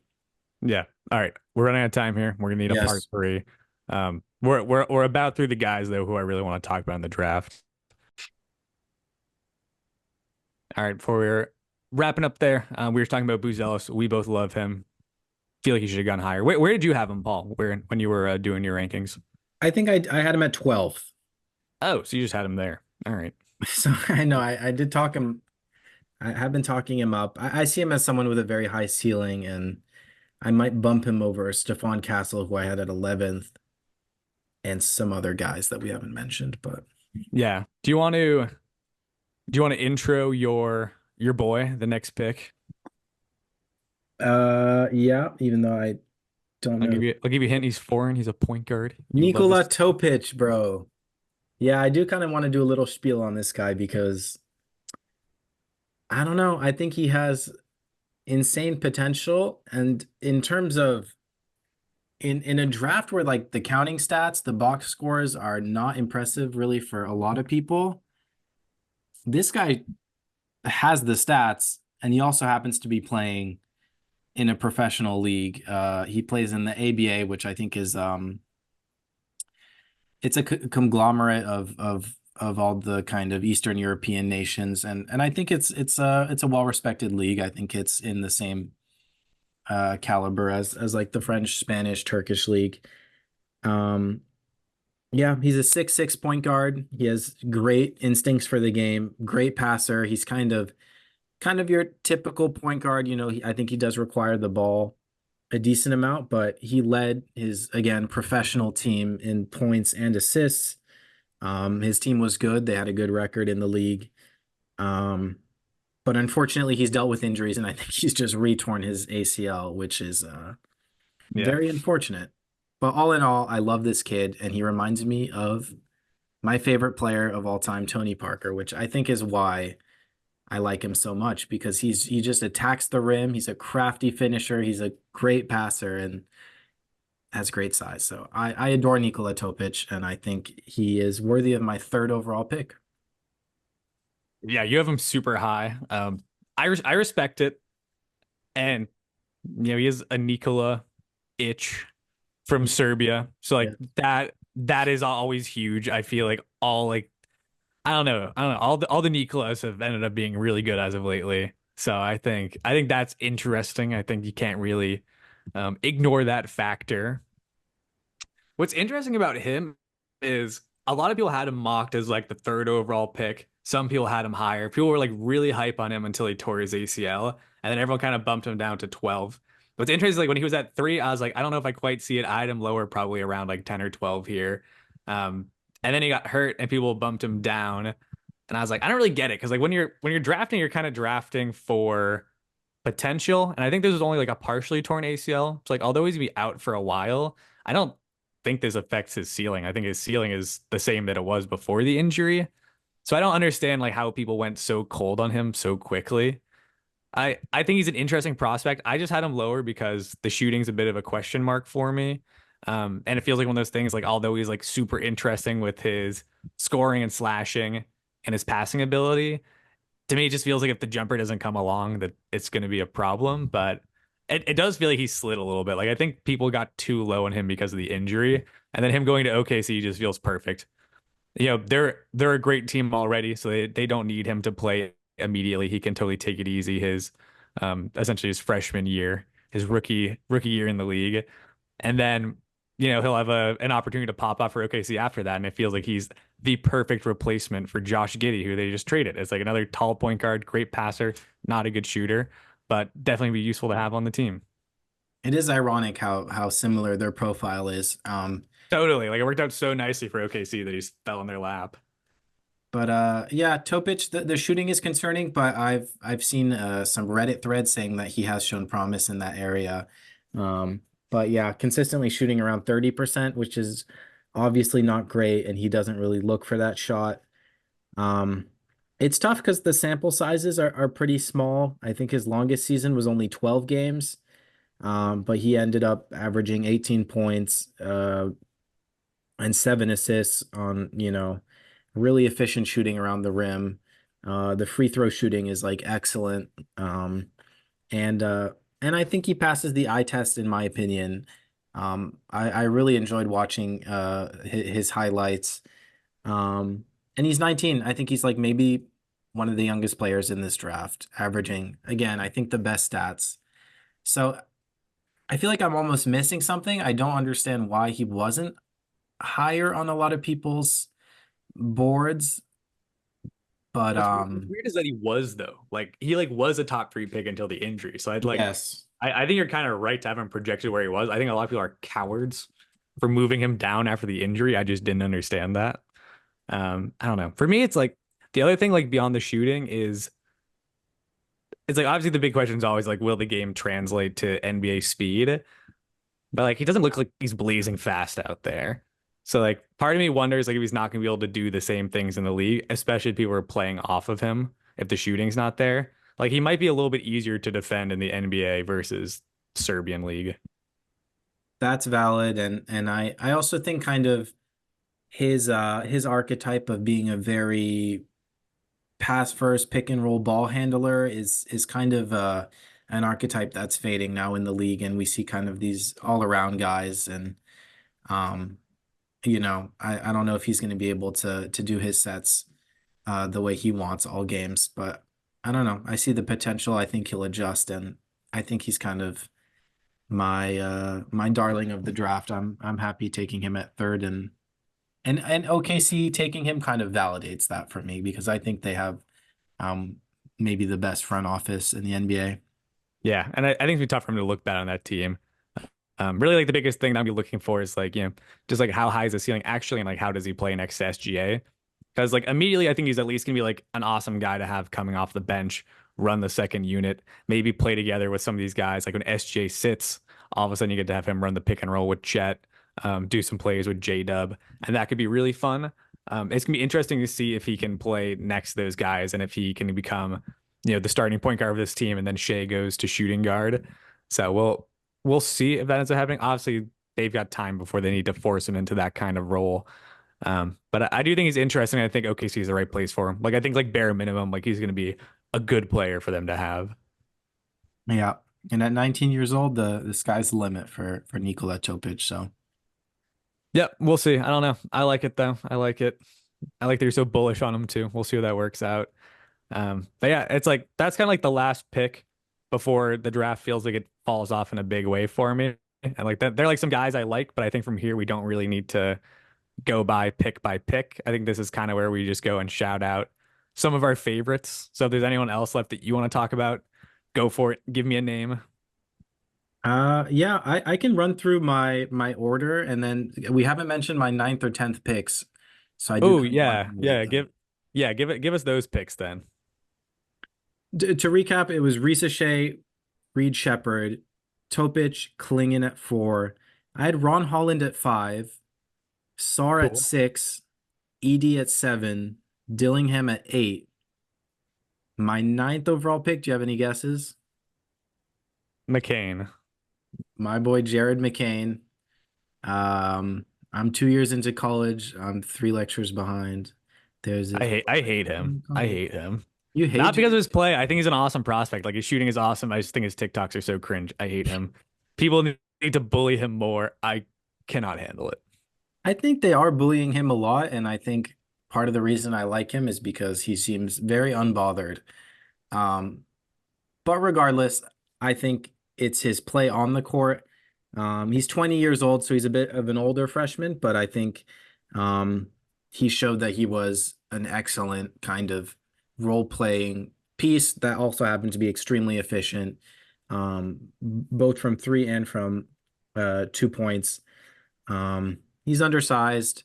Uh, he's not a great passer. He's definitely more of a spot-up shooter, so I see there's some concerns with teams feeling they can't really run him at the 1, and maybe he's not big enough for the 2, but alas, he I think played extremely well for Duke, and I like his TikToks. I think it's cool. I don't like his TikToks in a vacuum, but I think that they show that he is a true trailblazer and that he doesn't give a fuck, and he beats he what's the to the beat of his own drum, and that for me is a worthy ninth overall pick. Yeah, I like McCain. I didn't go quite deep enough with my board to have him anywhere. I stopped at 12, but he probably would have came up right next, at like 13 or something. I think he went in a good spot. I think he probably could have gone a little bit higher, just because like the shooting is like very much there. I think he was 44% from three or something like that. He's a little undersized. Like he's definitely gonna, he might have his issues in the league, but the shooting is so real that I think that alone is enough for him to be like a very solid middle of the lottery type of pick. So I think 9 is a fine spot to have him. I don't know if I'd quite have him that high just because he's a little bit older, a little small. But like the shooting is totally there. So if anyone wanted to take him there, I would not judge them for it. Yeah, And 14. I don't like him as a culture fit. I think he's a bad culture fit because of his TikToks. So he's Boo. dropping in my draft because of that. Yeah, we'll see. We'll see how they welcome him, but I don't know. I think him and Maxi are good energy together, and um yeah, If he plays well, the TikToks won't matter. If he plays like shit, the TikToks are going to be a disaster, and there are Twitter is going to bury him with them. he seems very self-aware of that, which I appreciate. But I've seen a lot of funny memes between him being kind of the TikToker and podcast P, uh, being the podcaster, and how things will go after they inevitably get kicked from the playoffs. I'm sure the Oh yeah. TikToks will be flowing and the excuses will be flowing on podcast P, but yeah, I like McCain, and 89% free throw shooter, 40 1% from three, couple of assists, and just watching his highlights, I love the way he plays, like super efficient. He'll pump fake a three, take a step inside, knock it down, just plays very much as a kind of great role player, good decision maker, low turnover. I like him. I think he's going to be an immediate impact role player for Philadelphia. I agree. He feels like a very high floor player where you know what you're getting. You know you're gonna get good shooting. Feels like a super ideal guy to have coming off the bench. You get him off the bench on a rookie contract for a team that's trying to win now. Great pick. Kind of a pick where like there were a lot of people out there who were like, it feels like he should have gone like a little bit higher for like teams that are trying to win. Like, because like for example, like the Heat took Khalil Ware. I think it's Khalil. And a lot of people kind of talked about that where like this guy's more of a project. Yeah, Jerry McCain right there feels like a classic Heat pick. Take an older guy who's going to help you win now versus taking a project. So I think he's been really good with that pick. I think he's been nice to have. I think your mic may have just died, Harry. I think so Did too. it? Can you hear me? Oh no. Oh yeah, you're good. Yeah, I saw it flash for a second. I think it's because I was like I was holding on to it, I was waving it around. I think I unplugged it for a second. We're back. But yeah, no, I also like McCain. Who? So what's the rest of your order after 9? It was Khalil Ware at 10, who is actually a little bit younger than Interesting. McCain. He's only 20 years old. And he's a super interesting guy too because he averaged 16 points, 10 rebounds, shot 42% at Indiana his sophomore year. But he kind of fell on boards because of motor concerns and defensive IQ concerns. I don't think that Indiana team was particularly good, but his stats pass with flying colors. He's a 7-footer, averaged 2 blocks as well. And I watched him a bit in summer league, and he looks all right. So I'm fine taking him at 10th. I forget where he went in the actual draft, but he might Yeah, fit. he went. Yeah, exactly. Because he was the guy who I was just talking about a second ago, whereas like a lot of people wanted the Heat to take McCain there. But you're right, he is interesting. Like, he obviously didn't shoot a ton of threes, but the 42% is intriguing. Yeah, it's like obviously it's like he was taking 1.3 attempts per game, so I wouldn't expect that kind of shooting efficiency to keep up.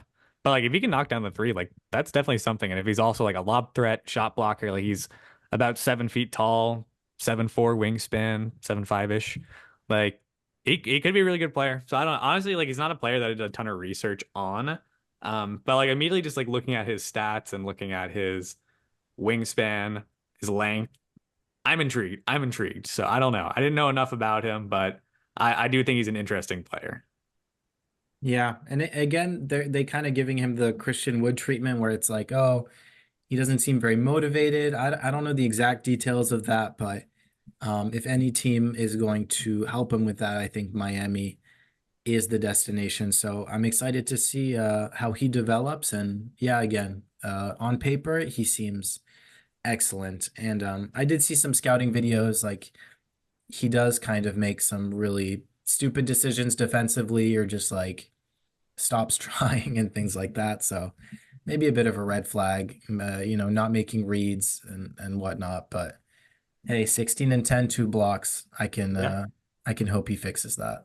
Yeah, and heat culture. Maybe the heat culture can clean it up. They're all about defense and effort. He kind of sounds like an anti-heat culture guy, but maybe they think they can ingrain their pillars into his mind, and if they can do that, then yeah, that probably changes him completely as a prospect. Yeah, that's my 1 through 10, and then I had Stephon Castle 11, Buzelis 12.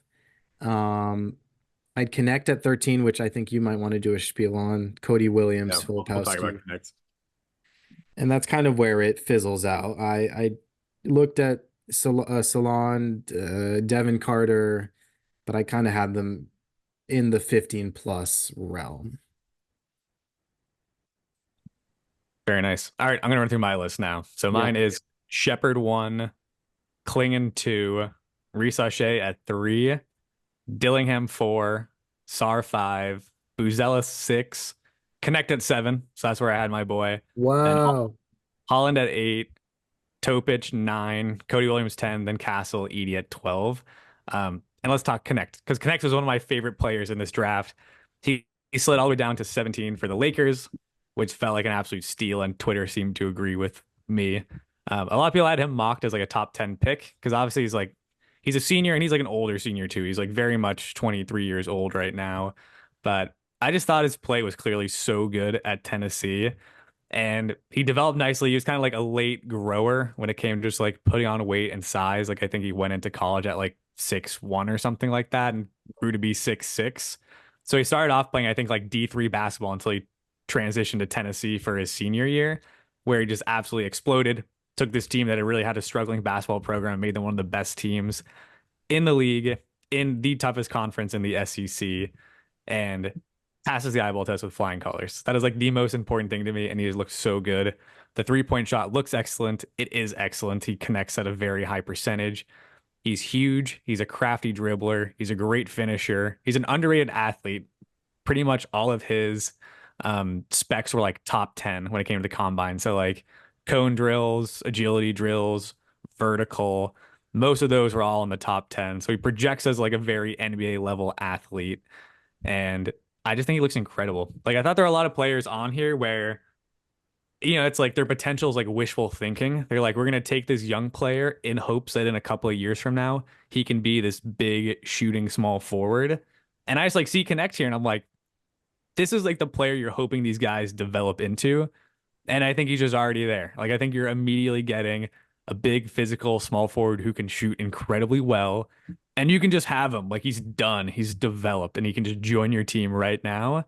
And I think teams just get scared when they see the age thing because there's just this assumption that these older players don't translate and that they stayed in college because they're not as good as these other guys and they've got a low ceiling. But I think he was a unique case, and I think he is just a really good basketball player. Yeah, and you definitely convinced me to take a second look, um, because I did kind of write him off for his age. I know I had him at like 12, 13, but I do think he's going to be an immediate impact player for the Lakers. Um, you think he could be a third, fourth option? That sounds crazy to me because I'm like, if he averaged 21 points in college, there's no way he comes into the league and averages more than like 12, like best case scenario. Um, that You- Lakers team has some talent. I don't I, know. I, I don't know. I don't think that's like totally fair to say. It's like, because in college, like you're playing with usually like, I mean, Connect definitely had a lot of touches, but you're playing in less minutes. And it's like the NBA game is different. Like for sure, is like he's gonna get a lot less touches. He's not gonna be the focal point of this Lakers team. But I think they're gonna give him a lot of opportunities to shoot threes. And if he continues to make them at 40% or even just a little bit under that, he's gonna be immediately an impact player and he's gonna score a lot. I could see him being, I think he's gonna be in the running for rookie of the year. I could easily see him averaging like 15 or 16 points per game his rookie year. We'll have to see. It kind of depends if they immediately push him into the starting lineup, but I think they will. Like, I don't think Torian Prince is going to start over him. I think you immediately get a lot more with Connect. I don't even know if the Lakers still have Prince. No, I think Prince ended up on the Bucks or Oh somewhere. yeah, he was following the coach. Um, that makes sense. County. Darvin Ham joined the Bucks like staff or something like that. And Oh like yeah, yeah, Prince yeah. joined him. But yeah, I think Connect's like immediately gonna start a small forward for them. He shot 40% from three. He's 6'6". He's jacked. Just look at pictures of him. He is like absolutely enormous. And the highlights are great. Like he can handle it. He can play in pick and roll. He's a really good finisher. He's an athletic finisher. I'm not gonna like front like he's gonna be a 3-and-D prospect. I don't think he's an awesome defender. But I think he'll be able to be good enough just because he's athletic and he's strong and he's big. Yeah, I'm not as hot as you are, but I think it's one of those situations where I respect your takes, and so therefore I will agree with you, and I see that you see something, so I will choose to see something too. And I mean, the tape does look amazing. Um, but again, I don't know. There's that part of me that's like 21 points as a 23-year-old. Is that impressive? And then it's like, did he show much passing? Was the defense that good? Did horrible today in summer league. He's lucky Bronny was there to overshadow his shit performance, but I'll take your word for it. Yeah, it is poor timing. This is coming out like after the first summer league game where he did not play great, but I don't care. I'm not selling any stock. I'm not worried about it. Um, yeah, I don't know. I think he's gonna be a really good player, and I don't think he like needs to have a lot of the other stuff. Like, I don't think the Lakers are taking him to have passing and defense. Like, It's really if he can just bring scoring to this team that really needs scoring outside of LeBron and Davis, that would be massively impactful. And I think he's gonna be able to do that. So yeah, I like him a lot. I was tempted to put him higher. I was like, dare I put him over Risacher? Because like Uh, I think he is going to be the better offensive player, but ultimately, like I was like, yeah, Risacher is younger and potentially could be as good of a shooter. So why not kind of gamble and take the guy who might have the higher ceiling at with Risacher? But I do love Knecht. I thought he got really underrated just because of his age. And it would have been interesting to see how his college career would have gone had he not been playing D3 basketball the first couple of years. Like if he was immediately at a team like Tennessee, like does he even make it to senior year or does he flourish and kind of, get on the big stage sooner and move up draft boards as a younger player? Because he was essentially like hidden and nobody knew he existed the first couple of years because no one's scouting these D3 schools. And then he just blows up for Tennessee and all of a sudden everyone's like, wow, this guy's great, but now he's too old and we can't draft him. But, if he was playing for Tennessee as like a sophomore, all of a sudden is he an NBA prospect then? I don't know. So it feels to me like he could be a diamond in the rough where people just didn't realize there was this awesome player out there. And it's not that like he wasn't good until a senior, just he wasn't discovered until he was a senior. yeah, and I think he shot near 40% for every season he's played college basketball. So yeah, no, I think he has the scoring tools and ability, and that will translate. And you are right about that. But Risacher is 4 years younger, so never would I take him over. I sold Risacher higher. It's like I was very tempted as someone who loves Dalton to connect to just like really bump him up my board. But I was like, realistically, like I feel good about 7. I think he should have been a top 10 pick. But yeah, that's where I had him. I think there's really only actually, I guess 2 players to talk about. Just a quick one.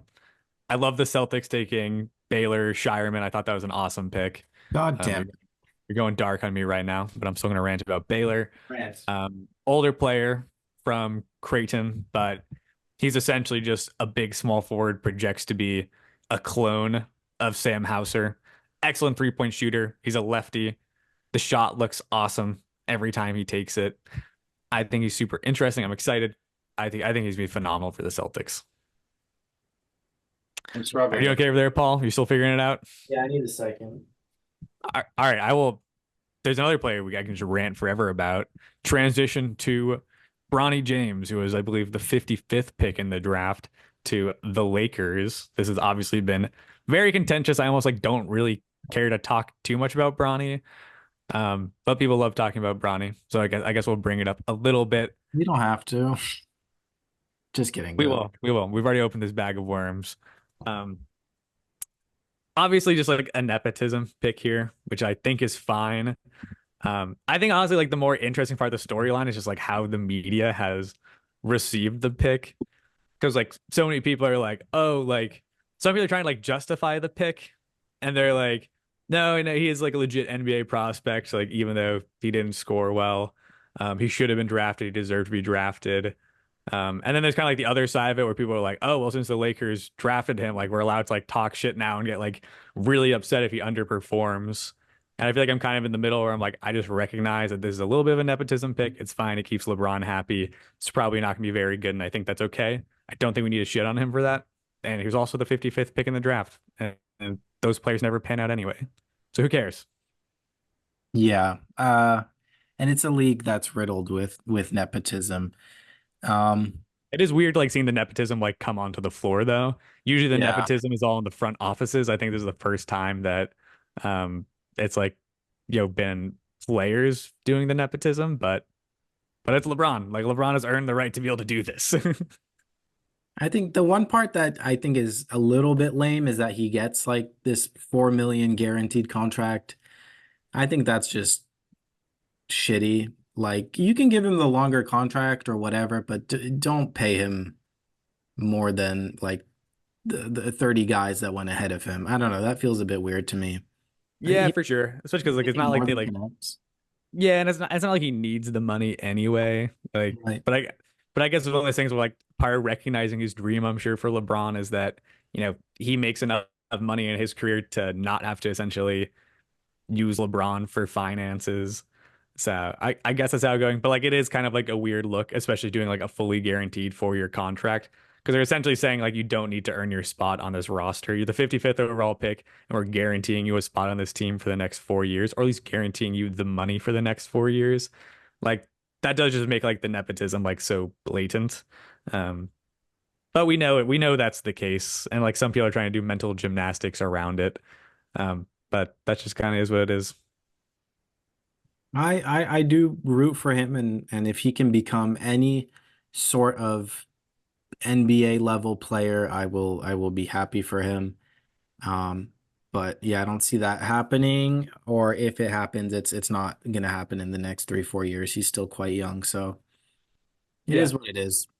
yeah, and I'm with that too. Like I'm absolutely like rooting for Bronny. Like some people are like very actively rooting for his downfall right now. It's kind of like the next level, like LeBron hate is like transition that hate onto his children. I'm rooting for him. Obviously, he had like cardiac arrest last year too, so like it was great he even played this year. So rooting for him, hoping the best for him. It would be really cool if he did end up being good. Like it would be awesome if him and LeBron were like legit playing meaningful minutes together in a game. I would love that. But yeah, it's like doing my prospecting and draft analysis. I do not project him to be an impactful NBA player, but he's also the 55th pick. Like no one does. Like it's fine. Who cares? What did he average in college? Maybe like 4 or 5 points. Maybe, Whatever. maybe. Yeah. We're rooting for you, Bronny. I mean, Yeah. he's good enough to become a professional basketball player in another league, maybe the G League. So it's not like he's totally unworthy at the end of the day.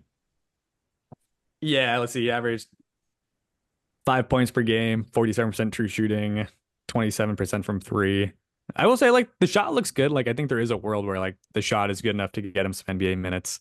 But he is just, like, so small at the end of the day. And it's like, honestly, it's like, you can kind of, like, tell with the efficiency that he's, like, not an NBA player at the moment. And the efficiency is so bad that you kind of do question that. I don't know. This is a 55th pick. Like, what are we talking about here? Like, I don't need to do analysis on this guy right now. Like, he's just. I'm done. I'm done talking about Brownie. I feel like a dick, like pointing at his stats and being like, I don't know if this guy's a good prospect. Like I'm done. I'm done. All right. Is there any other player that you want to mention, or any?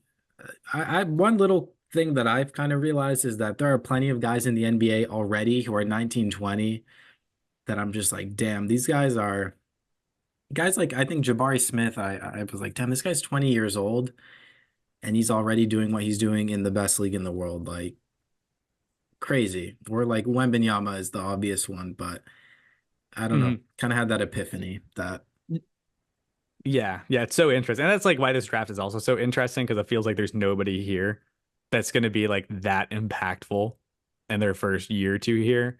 Maybe there are a couple guys who could project to be like maybe Klingan can be, but it is a weird draft in that way, and it just goes to show that I don't know. Some of these other prospects have just been like so awesome, and we've been spoiled a little bit every year to go into the draft being like, wow, it feels like any of these top five picks can be all stars within their first 3 seasons.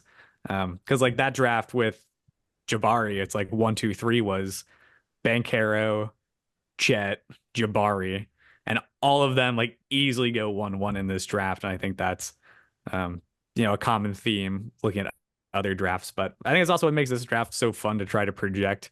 It's such a black box that it's tough to figure out who the best guys are. So you really need to like formulate your own opinions because there is no set in stone top player in the draft. yeah, and we did our best here. I think I will likely look back and think, what was I thinking? But I kind of went into it with a blank slate. I didn't watch much college basketball. Um, and I really just tried to do some just research with no prior knowledge, without any bias, except for maybe my inherent French bias. But Sarr wasn't that high, and neither was that Salon character. So Yeah. My only thing is like I wish I went a little bit deeper because I wouldn't be surprised if this draft kind of ends up being a little bit like the Anthony Bennett, Victor Oladipo draft. To where it's like I wonder if there's just like a Giannis buried in here, where it's like I just didn't go quite deep enough. Like, is someone going to be like Tyrese Maxey or Brunson, or there's just like some incredible player here, but I yeah, just didn't quite get the media coverage and I didn't look deep enough to find them. But like, there's going to be like somebody that we didn't even rank who's going to be an all-star. and it's gonna be crazy because like really like anybody could be the best player in this draft. I don't know who's gonna be. Like the interesting thing is like I feel like there's always like three, sometimes more all-stars in every draft, even if it's a bad draft class. So it's like so interesting just like looking at this draft and trying to figure out who those guys are. Because even with my current list, like I'm not positive the top three guys I have are gonna be those three all-stars. I don't know who they're gonna be.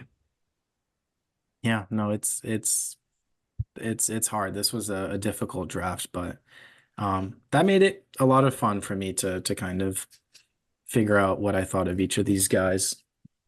I agree. And I think my list is still correct. I'm doubling down. I think this is flawless. And I think we'll all see it. Wanna But yeah, no, that does it. Is anything else? Any other players you want to shout out before we wrap up?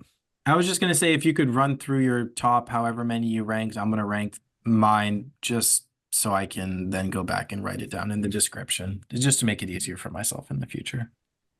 Deal. All right, yeah. My top 12 was it went Sheppard, Klingan, Risacher, Dillingham, Sarr, Buzelis, Dalton Knecht, Holland, Topich, Cody WIlliams, Castle, and then Edey. So that was 12, but you can just go with 10. Mine was Risacher, Reed Sheppard, Topich, Klingan at 4, Holland at 5, Sarr at 6, Edey at 7, Dillingham, McCain, Ware, Stefan Castle at 11, Buzelis, Knecht, Cody WIlliams, Filopowski at 15. Filopowski, baby. We'll talk about Filopowski in another podcast episode. He needs like a full hour. He needs his whole own episode. Yeah, come on the podcast. Anyway, what a long episode, but a beautiful, rewarding first episode of season 2 here.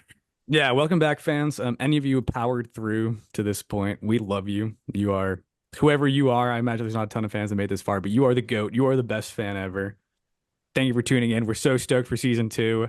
We're gonna have more content coming. This has been a ton has happened like immediately since the end of the finals. I almost feel like this isn't usually how it is. I feel like usually we get a little bit of a break after the finals, but it was like, nope, straight into the draft, straight into free agency. So we'll have a free agency episode coming at some point in the future.